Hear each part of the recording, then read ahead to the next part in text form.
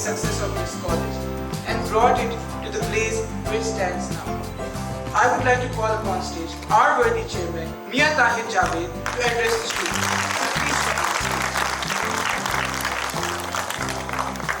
बिस्मिल्लाहिर्रहमानिर्रहीम। मैं सर एक इजाज़त चाहता हूँ आपसे कि मैं चाहता हूँ कि मेरी बेटी जो आपने अभी मौजू डिस्कस किया है, लड़कियों का जो डॉक्टर बनने के बाद प्रैक्टिस नहीं करती, तो ये मेरे साथ डिस्कस कर रही थी। तो मैं चाहता हूँ ये एज ए गर्ल कुछ बताए लड़कियों को, तो मैं आपसे इजाज़त चाहता हूँ please.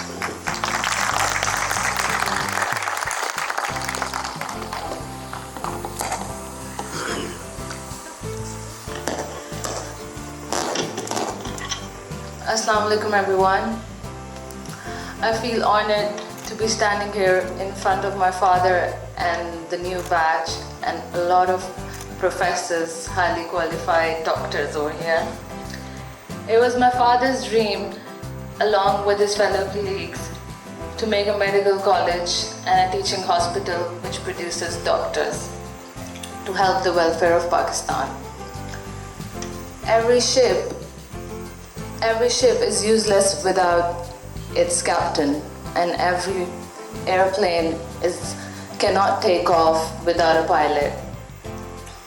So with our doctor, with our Professor Chugtai Saab, we couldn't make this college. He has worked tremendously hard to make this college the best college, one of the best medical colleges in Pakistan. He has shared the same vision like my father, that he wanted to create a place where students can come and educate themselves and become doctor. But the problem stays here.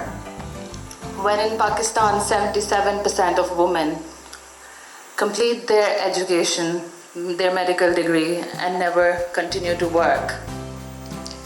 Today we have a batch of 104 girls and 46 boys. Girls have always taken marks more than the guys, that's why they're sitting here. But girls, I really want to talk to you today about this topic. Do you think you are going to study here for 5 years, you're going to have no social life, you're going to miss your cousin's wedding, probably Eid functions when you're preparing for exams coming after Eid break. So many things you're going to be doing, missing out in these 5 years, as you'll be working day and night just to prepare for your exams and to clear every year, first year, second year, third year. So the game goes on.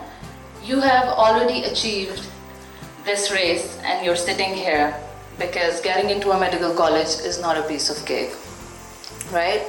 So you think it's worth wasting your life, your education, once you finish this degree of MBBS by just sitting at home?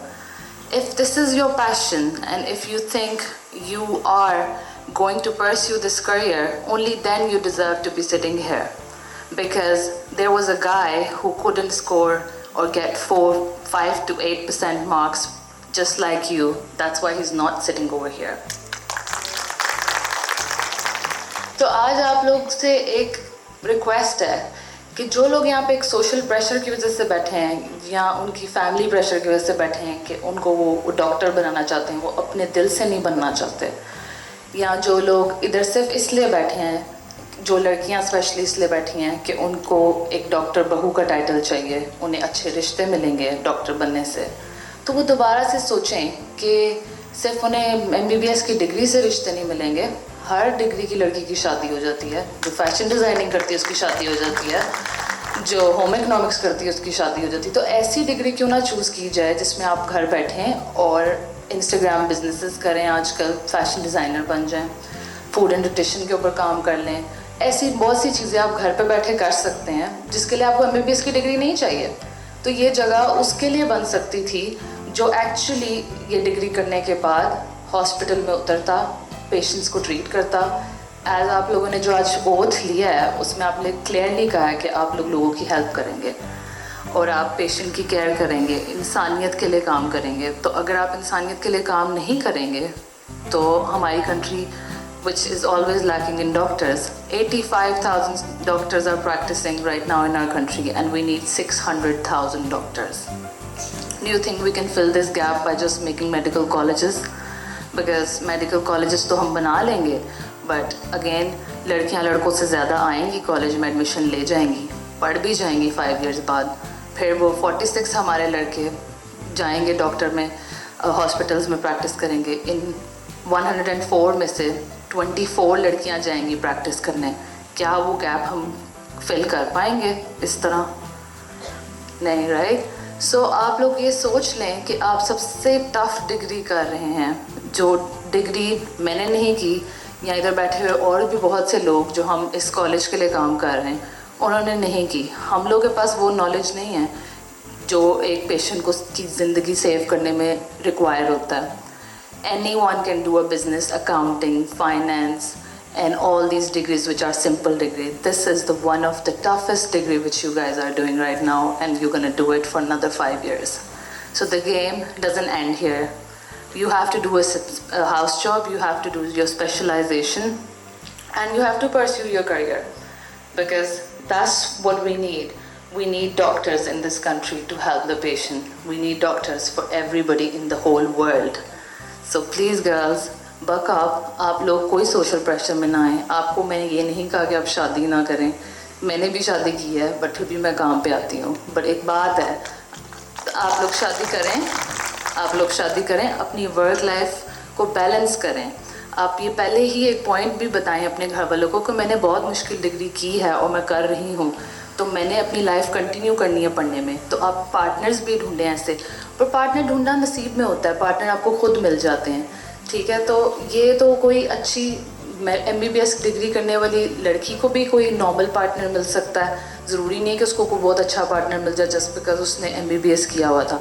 और एक आम लड़की जिसने कोई अच्छी degree भी नहीं की होती, उसको एक हाईली क्वालिफाइड डॉक्टर भी मिल सकता है. तो इट्स नॉट समथिंग कि आपकी डिग्री क्या है, वो तो आपका नसीब है कि आपकी शादी किसके साथ होनी है. उसके पीछे आप डिग्री डिसाइड ना करें. आप बस ये सोचें कि आपने अगर ये डिसीजन ले लिया है कि अब आप डॉक्टर बनने वाली हैं, तो बस आपकी पूरी लाइफ सैक्रिफाइस में गुजरनी है. You have to be on call late at night, you have to be in the hospital. आप ज़रूर फैमिली चलाएंगी, औलाद पैदा करेंगी, क्योंकि नस्ल औरतों ने ही बढ़ानी है, बट उसको बैलेंस करेंगी. डे केयर सेंटर्स आजकल होते हैं हॉस्पिटल्स में, हमारे हॉस्पिटल में भी है कि आती हैं डॉक्टर्स अपने बच्चों को डे केयर सेंटर पर छोड़ती हैं और अपनी ड्यूटी करती हैं. When they finish their duty they pick up their kids and go home. But अगर डे केयर सेंटर ना भी हो, आपका ससुराल होता है जिस पे आप अपने बच्चे छोड़ के जा सकते हो. अगर वो नहीं रखने को रेडी, आप अपने माँ बाप के पास अपने बच्चे छोड़ के जा सकते हो. पर अब इनिशिएटिव ले लिया तो ले लिया, अब इसको नहीं छोड़ना. इस पढ़ाई को वेस्ट नहीं करना, बिकॉज हम लोगों को डॉक्टर्स की ज़रूरत है. Thank you.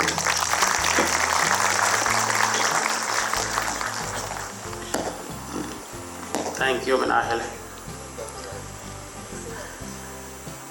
सर, मेरा ख्याल है कि कोई इतनी फ़िक्र वाली बात नहीं है. ये लड़कियां जो हैं, ये मेरा नहीं ख्याल कि पढ़ने के बाद घर बैठेंगी. ये पूरी डॉक्टर बन के लोगों को टीके लगाएंगी.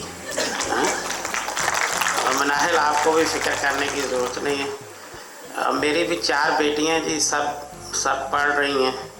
मास्टर कर लिया, इसने भी मास्टर किया हुआ है, और एक अभी कर रही है मास्टर लंदन में, और दूसरी जो है अभी वो साइकोलॉजी पढ़ रही है. तो बेटियों को पढ़ाना चाहिए, ये एक अच्छी चीज़ है. इसमें कोई इसकी हम मुखालफत नहीं कर रहे.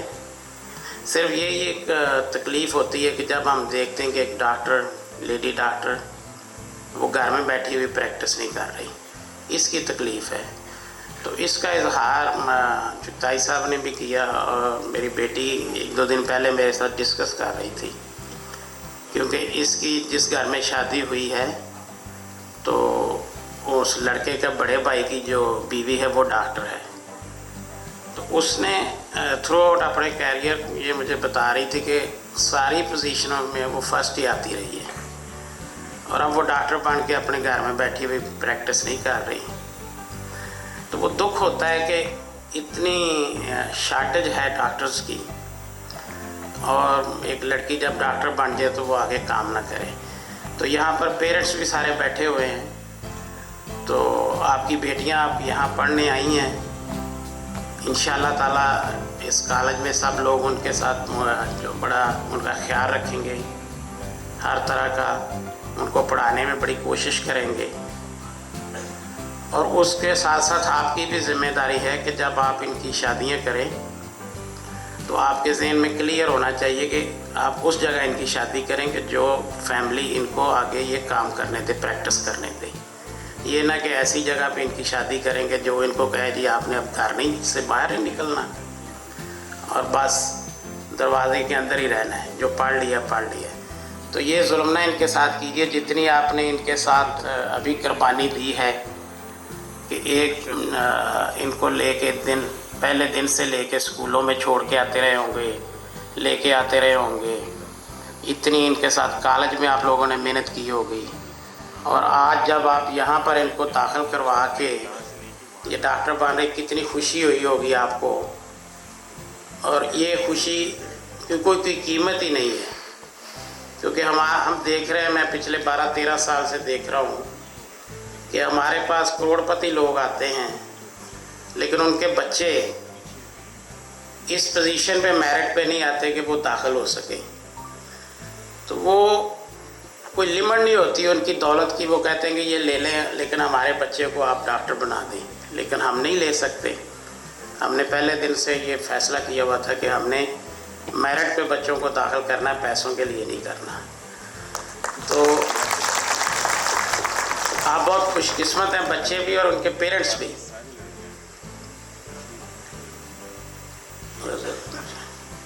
कि आप लोग बड़े खुशकिस्मत हैं कि आपके बच्चों को यहाँ पर दाखला मिल गया और आपकी मेहनत जो आपने की वो आज वो पूरी हो गई, और आप बहुत ही इस पे फ़ख्र कर सकते हैं, बच्चे भी और उनके पेरेंट्स भी।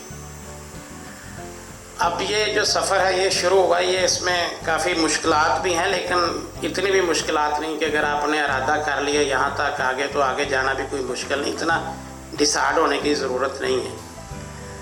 आप लोग बहुत काबिल हैं। उस 70 से 80 हज़ार बच्चों में से मेरा ख्याल 14-15 हज़ार बच्चे होंगे जिनको ये सीटें मिली होंगी मेडिकल की। तो इंशाल्लाह आप करेंगे, और चिकताई साहब और उनकी टीम जो है आपके साथ बहुत मेहनत करेंगी। एक चीज़ जो इन्होंने कही है कि नज़्म ज़ब्त, तो मैं तो आज 13 साल में पहली दफ़ा 20 मिनट लेट हुआ हूँ और उसकी मैंने माफ़ी भी आके मांगी है, और आप सब के सामने भी कहता हूँ कि मुझे गलत फहमी हुई कि मैंने समझा कि शायद 10:20 पे स्टार्ट होना है, तो शायद इन्होंने 9:40 का टाइम रखा हुआ था, तो मैं 10 बजे पहुँचा हूँ। ये कुछ 13 साल में पहली दफ़ा हुआ है कि मैं लेट हुआ हूँ, जिसका मुझे अफसोस है। और ये मैं बिल्कुल आपके सामने ये इसलिए बताना ज़रूरी चाह रहा था कि आपको अगर इन लोगों ने कह दिया कि 9 बजे, तो उसका मतलब 9 बजे 9:01 भी नहीं चलेगा। तो ये आपने ख्याल रखना है। और दूसरा इन्होंने कहा है कि आपकी 90% हाज़िरी होगी, तो अगर इन्होंने कह दिया 90%, तो ये ना समझे कि 89% पे भी आपकी जान छूट जाएगी। और मैं पेरेंट्स को भी बताना चाहता हूँ कि ये बिल्कुल इस मामले में कोई किसी की सिफारिश नहीं बाद में चलेगी, और आप लोगों को भी अपने बच्चों को बड़ा क्लियर बताना चाहिए कि जो भी इनके रूल्स हैं कॉलेज के, उसको फॉलो करना, उसको मजाक नहीं समझना।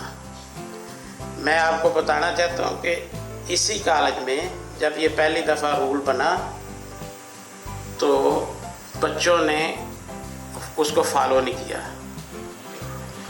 तकरीबन कोई 25 से 30 बच्चों ने। तो जब उनके एडमिशन का आया, वक्त आया उनके अगले एग्ज़ाम का, तो कॉलेज ने उनके एग्ज़ाम रोक लिए। तो उन बच्चों ने स्ट्राइक कर दी, पहली दफ़ा इस कॉलेज में स्ट्राइक हुई, तो वो धरना दे दिया उन्होंने। 10 दिन मेरा ख्याल वो धरना चलता रहा है। चिकताई साहब रिज़ाइन करके घर चले गए। उन्होंने कहा जी मैंने नहीं इन बच्चों को माफ़ करना, इन्होंने धरना दिया और ये अगली क्लास में भी नहीं जाएंगे, क्योंकि इन्होंने जो रूल्स थे वो तोड़े थे। वो 2 बसें भर के मेरे घर पहुंच गए बच्चे, और मेरे जब घर आए तो मेरी सारी गली ब्लॉक होगी वो बसें खड़ी करके। अच्छा, मैंने कहा क्या हुआ क्या बच्चों को? जब मैंने उनसे पूछा तो मैंने उन्हें बैठा के खाना शाना खिलाया। मैंने कहा चले आपको खाना खिलाता हूँ। मैंने सारी जब उनकी बात सुनी तो मैंने उन्हें पूछा कि आप कॉलेज में आए क्यों हो, पढ़ने ही आए हो? तो कहते हाँ जी पढ़ने आए। मैं क्या आपको बाहर जाके किसी पेट्रोल पंप पे काम करते हो, किसी होटल पे काम करते हो, आपकी कौन दे रहा है जो फीस है? आपके माँ बाप दे रहे हैं या आप खुद कमा के दे रहे हैं? तो आपको भेजा तो कॉलेज में पढ़ने के लिए थे, तो आप क्लास के अंदर क्यों नहीं गए? बस भी गलती हो गई, एक दफ़ा माफ़ी दिला दी। अच्छा, मैं उनकी मासूमाना शक्लें देख के, जिस तरह आज आपकी देख रहा हूँ छोटे छोटे सारी, मुझे तो लग भी नहीं रहा कि ये मेडिकल कॉलेज में आज दाखिल होगी। मुझे ये कह रहे हैं कि जब 5 साल के बाद आप देखेंगे तो आप खुश हो जाएंगे, ये सारी ठीक ठाक हो जाएंगी। मैं क्या आज तो इस तरह लग रही है भाई शायद खाना भी नहीं उन्होंने खाया इतनी घबराई चलती आ रही। तो मैं उनकी शक्लें देख के मुझे भी थोड़ा तरस आ गया। मेरे भी बच्चे सर के भी हैं, लेकिन मैं थोड़ा जज्बाती हो गया। तो मैं इनके पास चले गया। मैं क्या अच्छा जी मैं जा। तो जब मैं इनके पास गया मैं क्या सर माफ़ कर दो बच्चों को, जान दो गुस्सा। मैं क्या उठे कि जाके और कुछ दीन ला दौड़ जाए तो मैं क्या सर वो और कितों लभेगा जरा पैसे भी नहीं लेता तो पढ़ाता है, को पैसे देने भी पैसे दे देता है। इहो जिहा बंदा नहीं लभेगा। तुसीं मन जो बच्चों को माफ़ कर। लेकिन ये नहीं माने। मैंने बहुत इनको चक्कर दिए, बहुत स्टोरियाँ सुनाई, लेकिन नहीं माने। मैं मना लेता हूँ बंदों को, लेकिन ये नहीं माने। फिर मैं वापस अगले दिन आया बच्चों के पास। अच्छा, बच्चे समझ रहे थे, लेकिन अब वो अपने वालिदैन के सामने शर्मिंदा थे, क्योंकि वालिदैन के साथ उन्होंने झूठ बोला हुआ था जब वालिदैन को उन्होंने गलत चीज़ें बताई हुई थी।